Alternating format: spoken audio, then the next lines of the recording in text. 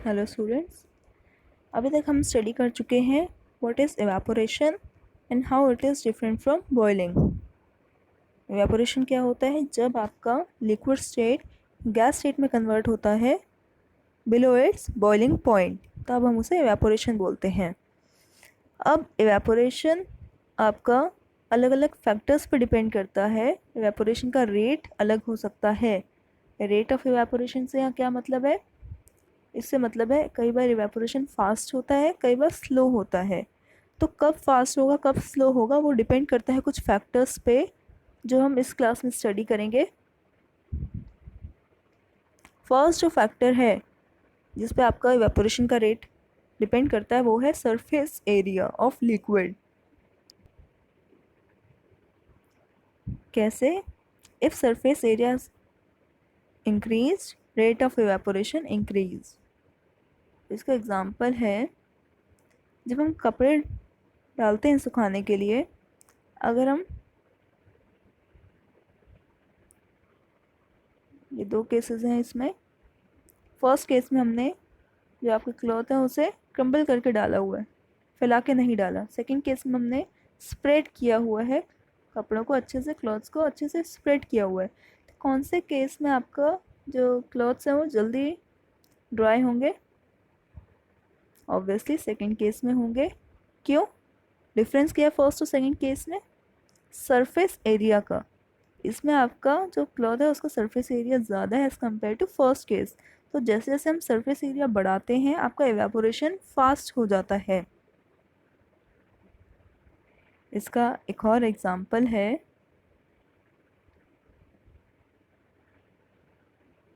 जब हम टी लेते हैं कप में या कोई भी हॉट ड्रिंक अगर हम लें और सॉसर में लें दूसरे केस में, या प्लेट में लें, तो कौन से केस में आपका ड्रिंक जल्दी कूल डाउन होता है?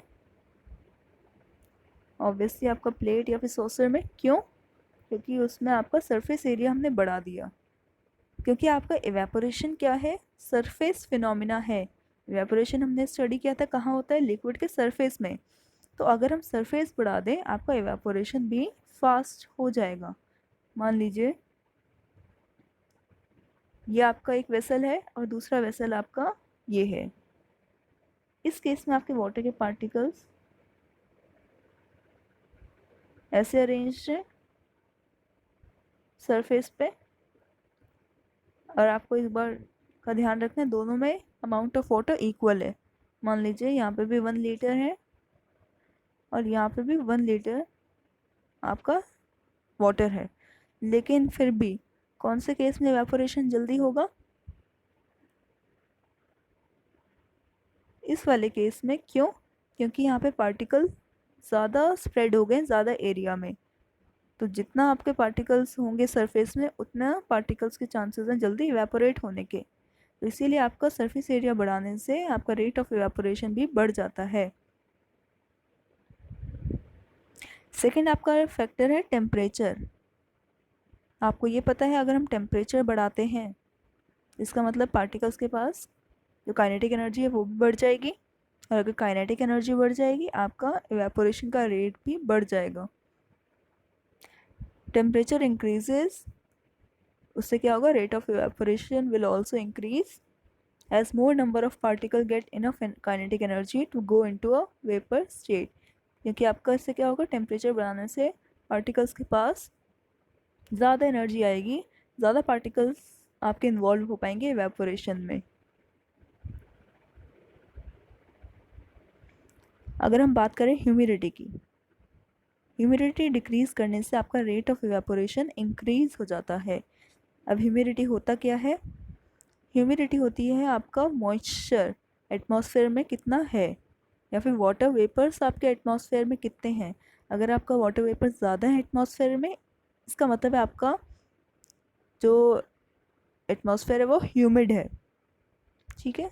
अगर ह्यूमिडिटी कम है इसका मतलब वाटर वेपर्स कम है आपके एटमॉस्फेयर में। आप देखते हो रेनी सीजन में, क्योंकि आपका रेन की वजह से एटमॉस्फेयर में वाटर के पार्टिकल्स या वाटर वेपर्स ज़्यादा होते हैं, तो इस टाइम आपका जो वेदर होता है वो ह्यूमिड होता है। तो आपने ये भी देखा है रेनी सीजन में हमें जो आपके क्लॉथ्स होते हैं उन्हें ड्राई करने में बहुत प्रॉब्लम होती है, इतनी जल्दी वो ड्राई नहीं हो पाते, क्योंकि ह्यूमिडिटी बढ़ने से आपका इवेपोरेशन रेट डिक्रीज़ हो जाता है। अगर ह्यूमिडिटी बढ़ती है तो इवेपोरेशन डिक्रीज़ होगा, इनका ऑपोजिट रिलेशन है।